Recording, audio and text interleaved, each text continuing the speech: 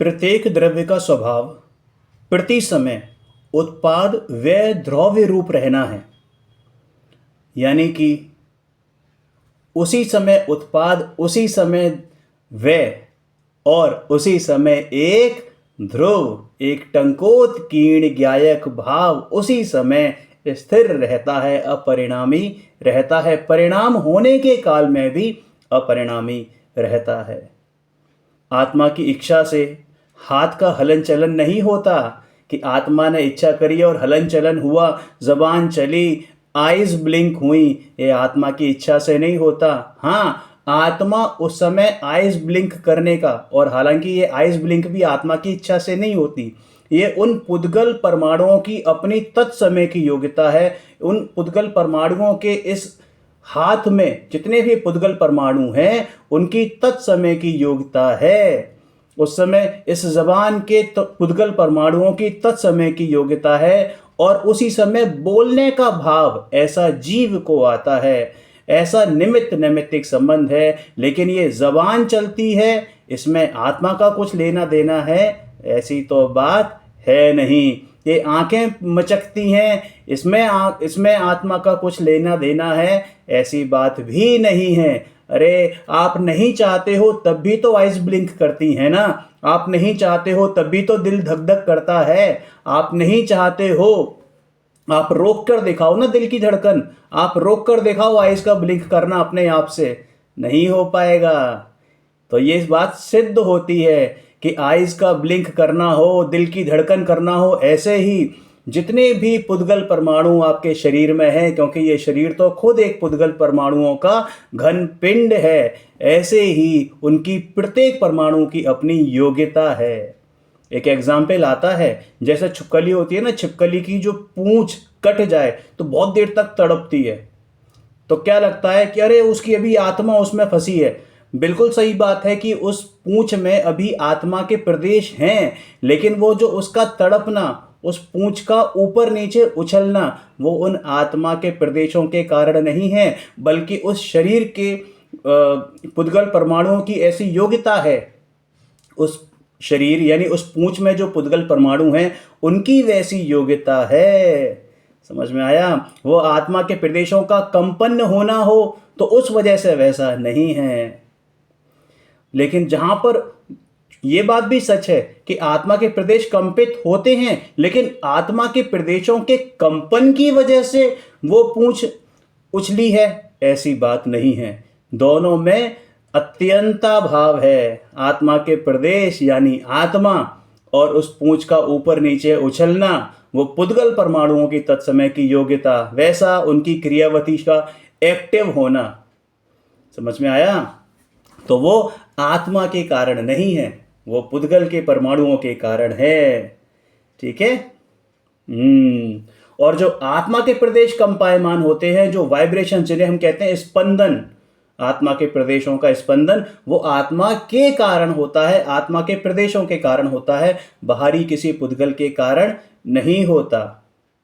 समझ में आया? क्योंकि दोनों के उत्पाद और व्यय दोनों स्वतंत्र हैं, दोनों अपनी अपनी स्वतंत्र योग्यता से परिणमित होते हैं।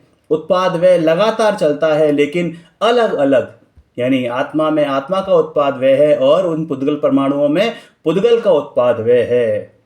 आत्मा की पर्याय में जो दुख भाव होता है वह उसके अपने कारण है, दुख स्वभाव नहीं है। लेकिन वो जो दुख भाव अनुभव करता है, वेदन करता है, वो जो आत्मा, वो उसकी अपनी भूल के कारण से है, किसी पुद्गल या किसी परद्रव्य के कारण से नहीं है, किसी रोग आदि के कारण नहीं है। क्योंकि रोग तो शरीर में होता है। किसी का एक्सीडेंट हो जाए, टांग टूट जाए, घिस्सटें आ जाए, पेट दर्द हो जाए, सर दर्द हो जाए, आंखें खराब हो जाएं, और अपने आप को वो दुखी मानता है, तो भैया वो दुख उसे उस रोग के कारण नहीं, बल्कि उस रोग में राग के कारण हुआ है। उस शरीर में, उस अंग, उस पर्टिकुलर अंग में, उस शरीर में राग के कारण वो उसको दुख हुआ है, उस रोग के कारण दुख नहीं हुआ है। क्योंकि कई बार ऐसा भी होता देखा जाता है कि हम कहीं से आए और घर आकर देखा कि हमारी उंगली में कट लगा हुआ है और खून निकल रहा है, और हमें मालूम ही नहीं था। क्यों? क्योंकि हमारा उपयोग उस समय कहीं और था। यदि हमें उस उंगली के कारण दर्द होता तो उसी समय हमें दर्द होना चाहिए था, लेकिन ऐसी बात भी नहीं है, उसी समय भी दर्द होता है, क्योंकि उस समय उपयोग हमारा, जब हमारा उपयोग उस पर्टिकुलर चीज में होता है तब हमें वो चीज फील होती है। अरे सुकुमार मुनिराज को वो स्यालनी खा रही है, फिर भी उनको वो उपयोग, उनका उपयोग अपने अंदर से नहीं हिला। आहा, अरे वो स्यालनी खाए, चीर फाड़ कर गई उनके शरीर का, लेकिन उन पर कोई रंच मात्र भी असर नहीं हुआ। वो पांचों पांडव, उन पर जले हुए उनके जो है आभूषण पहनाए गए, लेकिन फिर भी वो अपने स्वभाव से चित नहीं हुए। दो पांडवों को जरा सा ख्याल आया, जरा सा विकल्प आया कि अहो ये बगल में खड़े मुनिराजों का क्या हो रहा होगा, और उस विकल्प ने, उस जरा से नाम मात्र प्रशस्त विकल्प ने उनको 33 सागर की जेल करवा दी। समझ में आया? अरे ये जो जीव है ना, जीव स्वयं ही चिंता करता है, अपने आप में ही कल्पना करता रहता है। कोई आसपास का संयोग उसे चिंता या कल्पना नहीं करा सकता, करा नहीं सकता, कराता नहीं है। और इस प्रकार जो पर्याय स्वयं के ही कारण होती है, इस प्रकार की पर्याय स्वयं के ही कारण होती हैं। और ऐसा जाने तो पर की ओर देखना नहीं रहे। मतलब अगर ये सोच लें कि साहब ये जो कुछ हो रहा है वो सब अपने आप हो रहा है, मेरा उसमें कोई रंच मात्र भी लेना देना नहीं है, मैं ना तो करता हूँ ना भोगता हूँ, ना उसमें मेरी एकत्व बुद्धि है ना ममत्व बुद्धि है। मतलब ना मैं उसमें अहमपना करूं, ना मैं उसमें स्वामीपना करूं, ना मैं उसमें कर्तापना करूं, और ना उसमें भोक्तापना करूं। तो भैया वो इस भव से पार होने में बहुत ज्यादा देर नहीं लगाएगा। मात्र निज द्रव्य की ओर देखना बनता है, मात्र निज द्रव्य की ओर। अरे अपने अधीनस्थ व्यक्तियों के लक्ष्मी सम्मान आदि में वृद्धि देखने से, अपने अधीनस्थ का मतलब क्या, कोई जैसे होता है ना, एग्जाम्पल दिया है कि जैसे आप एम्प्लॉयर है और आपने एम्प्लॉयज रखे। अब पता लगा आपका जो एम्प्लॉय है, जिसको आपने आपसे कम सैलरी पर रखा है, वो आगे जाके आपसे ज़्यादा सैलरी अर्न कर ले, आपसे ज़्यादा अच्छा इंसेंटिव कमा ले, ये आपसे ज़्यादा बड़ा आदमी बन जाए, बड़ा घर ले ले, बड़ी गाड़ी ले ले, तो दिल में सांप लौटने लगता है। पता है आपको, दिल में सांप लौटने लगता है। आज से बहुत समय पहले एक मूवी आई थी 3 इडियट्स, तो उसमें एक डायलॉग बड़ा फेमस हुआ था। क्या फेमस डायलॉग था कि जब आपकी क्लास में कोई फर्स्ट आए या दोस्त फेल हो जाए, यूँ समझो आप 2-3 दोस्त थे ना, तो वो क्या था कि वो एक दोस्त फेल हो जाए तो दुख होता है, लेकिन यदि दोस्त आपसे अच्छा कर जाए, फर्स्ट आ जाए, तो ज़्यादा दुख होता है। तो बस आप समझ लो, ये है ह्यूमन नेचर, ये है जीवन की सच्चाई, कड़वी सच्चाई।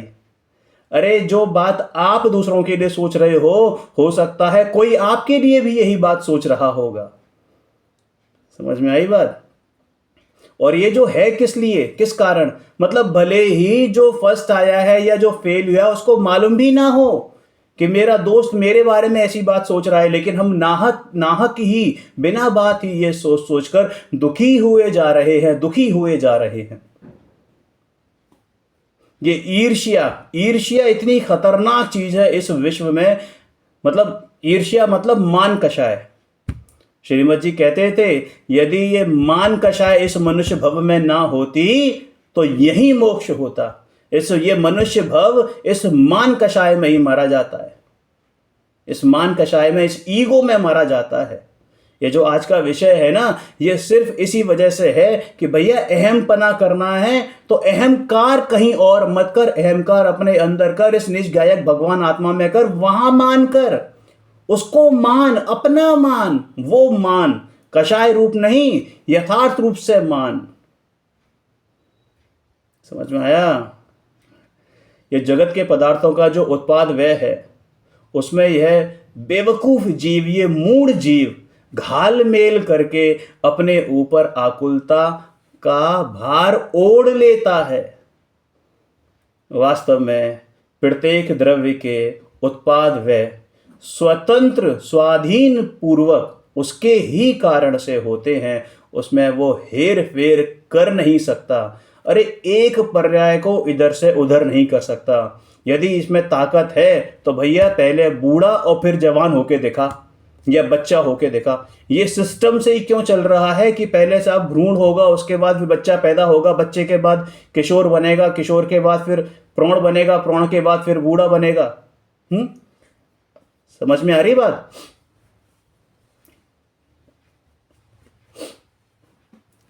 क्यों? एक पर्याय में वो हेर फेर नहीं कर सकता, एक पर्याय में। अरे पर्याय में अगर हेर फेर करने की सामर्थ्य हो तो पूरे विश्व की व्यवस्था उलट पुलट हो जाए, पूरे विश्व की व्यवस्था उलट पुलट हो जाएगी। लेकिन जो ये ज्ञानी ये बात जान लेता है कि मैं इन पर्यायों में कुछ नहीं कर सकता, प्रत्येक पर्याय अपने क्रमबद्धता से बंधी हुई है, अपने क्रम से बंधी हुई है, अपने नियमित क्रम पर होंगी ही होंगी, वही तो ज्ञानी है। और वो ज्ञानी अपने ज्ञाता दृष्टा स्वभाव की ओर झुकता है और शांति को प्राप्त होता है। समझ में आया? और सही बात बताएं, आत्मा इसके अलावा कोई और कार्य कर ही नहीं सकता, लेकिन अज्ञानी उसको किसी और कार्य में लगा देता है जिसमें आत्मा समर्थ नहीं है करने में, क्योंकि आत्मा वो कर ही नहीं सकता, लेकिन मान लेता है कि ये मैंने किया, ये मैं कर सकता हूं, ये मेरे कारण हो रहा है। लेकिन बापू, एक रंच मात्र भी तेरे करने से, तेरे चाहने से कुछ होने जाने वाला नहीं है। ये समस्त संसार की, समस्त विश्व की प्रत्येक वस्तु, प्रत्येक द्रव्य, प्रत्येक परमाणु अपने अपने में स्वतंत्र है। सारे पदार्थों की, सारे द्रव्यों की, प्रत्येक गुण की, प्रत्येक पर्याय अपने अपने स्वतंत्र रूप से परिणमन कर रही हैं। उत्पाद वह हो रहा है और उनमें एक एक ध्रुव, एक मात्र मेरा ज्ञायक भाव, ज्ञायक एक भाव, वो टंकोत्कीर्ण ज्ञायक भाव, बस वो ही वो अपरिणामी है। लेकिन दृष्टि मेरी उस पर नहीं जाती है, मात्र पर्याय दृष्टि, पर्याय पर दृष्टि जाती है। और इस भव के चक्कर, मतलब इस भव के गोते, इस भव सागर के गोते खाता रहता हूं, खाता रहता हूं, खाता रहता हूं। अनंतों बार 84 के चक्कर लगाए, अनंतों बार चार गति में घूमे हैं, अनंतों बार। क्या नहीं बना? एक ऐसी पर्याय है, एक ऐसी पर्याय नहीं है जो इस जीव ने हासिल नहीं की हो। एक ऐसा शरीर नहीं है जिसके अंदर ये गया नहीं हो। एक ऐसा प्रदेश नहीं है इस पूरे लोकाकाश का जहां पर इसने जन्म नहीं लिया हो। एक ऐसा भाव नहीं है जो इसने नहीं किया हो सिवाय एक शुद्ध भाव के। अनंतों बार शुभाशुभ भाव, शुभाशुभ भाव, अरे अनंतों बार 9वीं ग्रह वेग तक होया, 11 अंग 9 पूर्व का पाठ ही हो गया, लेकिन अभी भी ज्ञान ना जागा, वैराग्य ना जागा, सही दृष्टि नहीं लगी, क्योंकि दृष्टि में फेर था। सृष्टि बदलने की इच्छा रही, दृष्टि नहीं बदली। भैया दृष्टि बदलोगे तो सृष्टि भी बदलेगी। सृष्टि से मतलब ये विश्व बदलना नहीं, अरे तेरी सृष्टि बदलेगी, पर्याय में वो सृष्टि पैदा होगी कि सीधा मुक्ति सुंदरी को वर्ण करेगा और मोक्ष महल में जाके विराजमान होगा, अनंत सुख को प्राप्त करेगा। अरे मोक्ष महल भी नहीं चाहिए, लेकिन अनंत सुख तो अपने में जो है उसका भावासन हो जाए तो ये पर्याय में भी प्रकट हो। ओहो, ये जो बेसिकली प्रकरण 12 भावना का चल रहा था, गुरुदेव ने उसमें से एक अंश यहाँ पर लिया है, लोक भावना का वर्णन किया है। तो क्या कहा है उन्होंने कि ये जो 12 भावनाएं होती हैं, जिसमें से अभी जो वर्णन चल रहा है लोक भावना का, उसके रेफरेंस से बात चली है। ये 12 भावनाएं मात्र सम्यक दृष्टि जीवों की होती हैं। अब आप कहोगे कि मात्र सम्यक दृष्टि जीवों की होती हैं, हम तो नहीं है, मिथ्या दृष्टि है, हम तो नहीं करते हैं 12 भावना। इसका मतलब कि भाई अपनी भूमिका के अनुसार भाने का भाव तो कर। ये 12 भावनाएं मतलब अनुप्रेक्षा, परंपरा से निमित्त कारण है। ये 12 भावनाएं परंपरा से, इनको अनुप्रेक्षा कहते हैं। ये विकल्प, ये अनुप्रेक्षाएं, ये चिंतन, ये ध्यान से पहले, यानी ये जो अंदर ज्ञान में जब स्थिर होता है, सम्यक दर्शन जब होता है, उससे पहले ये आती ही आती हैं। प्रत्येक ज्ञानी जीव, या कहना चाहिए टू बी ज्ञानी, यानी कि सम्यक सन्मुखी मिथ्या दृष्टि को ये बाह्य भावनाओं का चिंतवन भाना ही चाहिए, और आता ही है। जो सम्यक दर्शन जिसको प्रकट होने वाला होता है ना, ये बाह्य भावना सहज रूप से अपने आप ही भाने में आ जाती है। ये भावनाएं भव्य जीवों को आनंद जननी है। आत्म स्वभाव, मेरा आत्म स्वभाव, मेरा ध्रुव, अरे मैं स्वयं ध्रुव नित्यानंद हूं। कैसा हूं? नित्यानंद हूं। उसके सन्मुख दृष्टि करने से जिसे शुद्धि प्रकट होती है, उसको ये बारह भावना भाती हैं।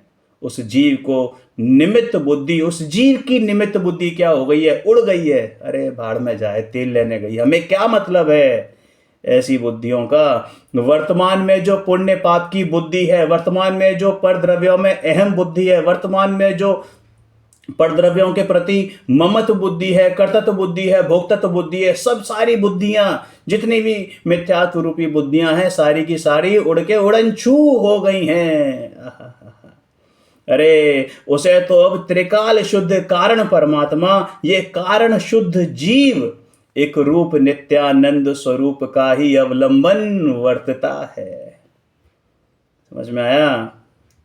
हालांकि सम्यक दर्शन के बाद भी कमजोरी है, अभी उसका चारित्र मोह का विलय नहीं हुआ है, उसका भी क्षय नहीं हुआ है, लेकिन फिर भी ज्ञानी उस राग को मात्र जानता है। राग के काल में भी राग हो रहा है, लेकिन फिर भी राग को राग ना जानकर मात्र ज्ञान जानता है, और ये भी जानता है कि ये मेरी ही कमजोरी की कारण है।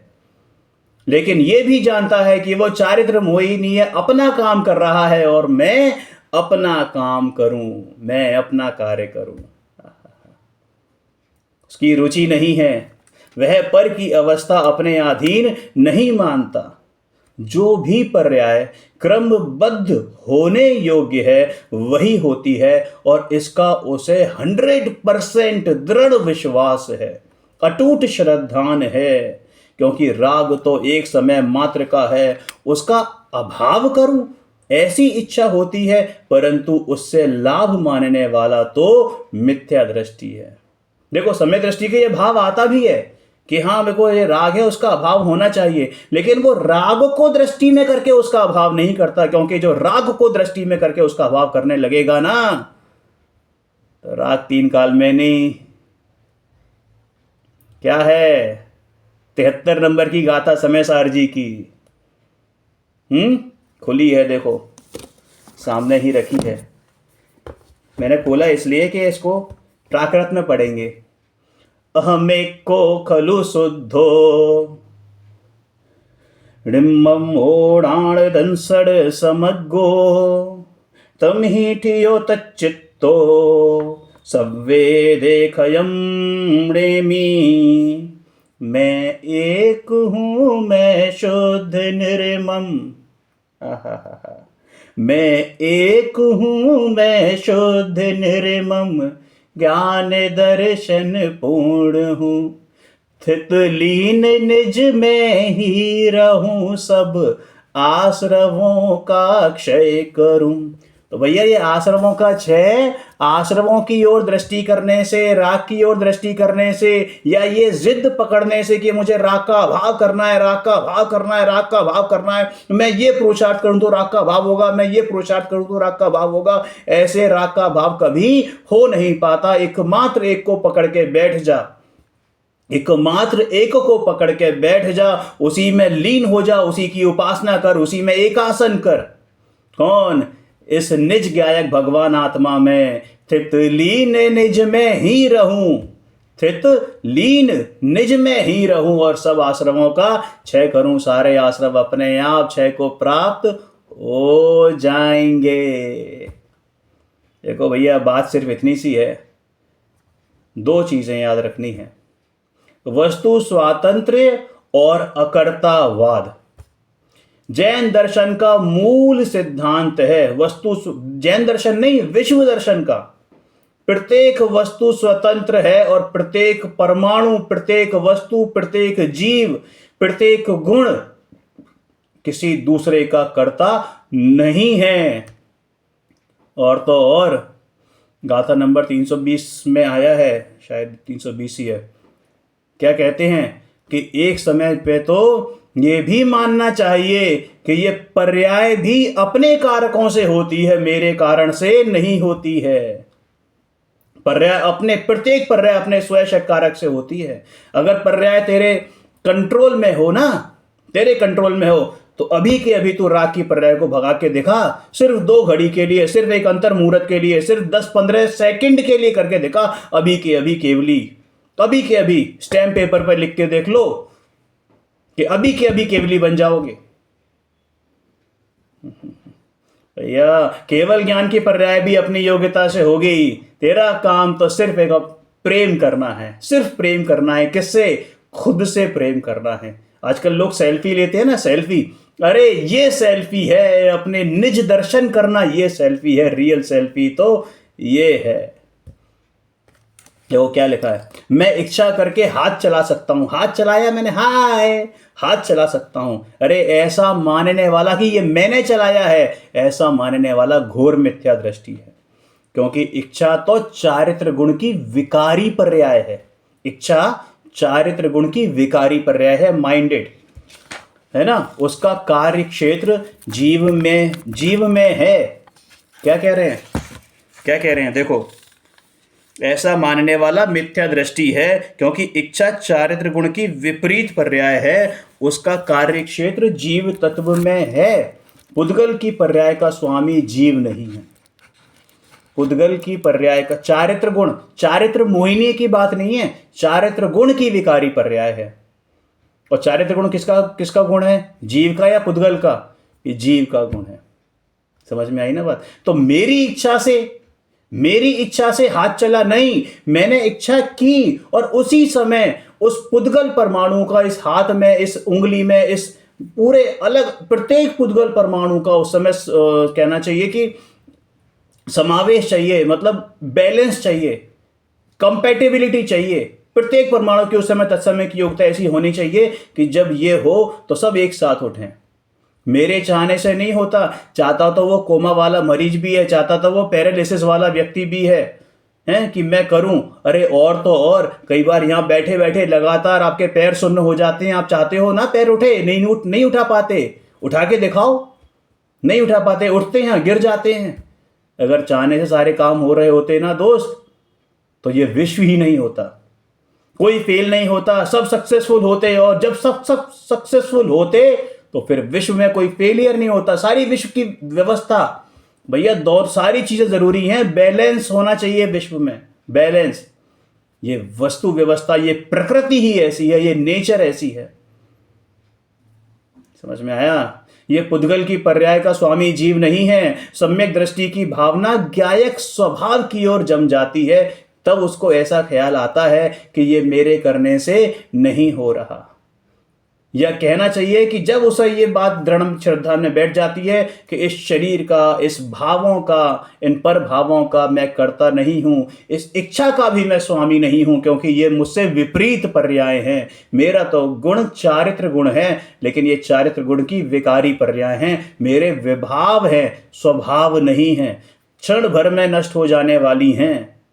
समझ में आया? और जो सम्यक दृष्टि है ना, उसने स्वयं पर प्रकाशक शक्ति को जान लिया है। स्वयं पर प्रकाशक ज्ञान की पर्याय विकसित हो चुकी है।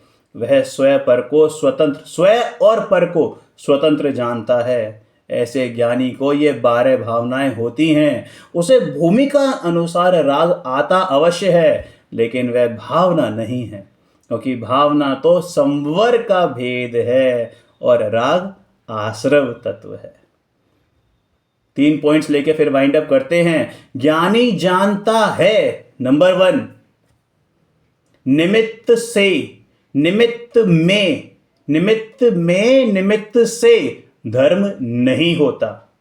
राग में से, राग में यानी राग में और राग से धर्म नहीं होता। पर्याय में से दूसरी पर्याय नहीं आती। कोई ये कहे कि एक पर्याय में से दूसरी पर्याय निकली, नहीं। अगर ऐसा हो तो अगली वाली पर्याय भी सेम पर्याय हो। यानी कभी जीव मिथ्या दर्शन से सम्यक दर्शन पा ही ना जाए। कौन से अभाव? एक पर्याय का अगली पर्याय में अभाव, मतलब वर्तमान पर्याय का भविष्यकालीन पर्याय में अभाव, एक ही द्रव्य की, एक ही गुण की, कौन सी? प्रध्वंसा भाव। और पिछली पर्याय में अभी वर्तमान पर्याय का अभाव, प्राग भाव। समझ में आया? इसलिए इन तीनों की जो दृष्टि छूटकर जिसे ध्रुव ध्रुव स्वभाव की दृष्टि हुई है, उसे स्वभाव की सन्मुखता से ये 12 वैराग्य भावनाएं यथार्थ होती हैं और प्रतिक्षण शुद्धता तथा आनंद की वृद्धि होती है। इस प्रकार ये 12 भावनाएं भव्य जीवों के लिए आनंद की जननी है।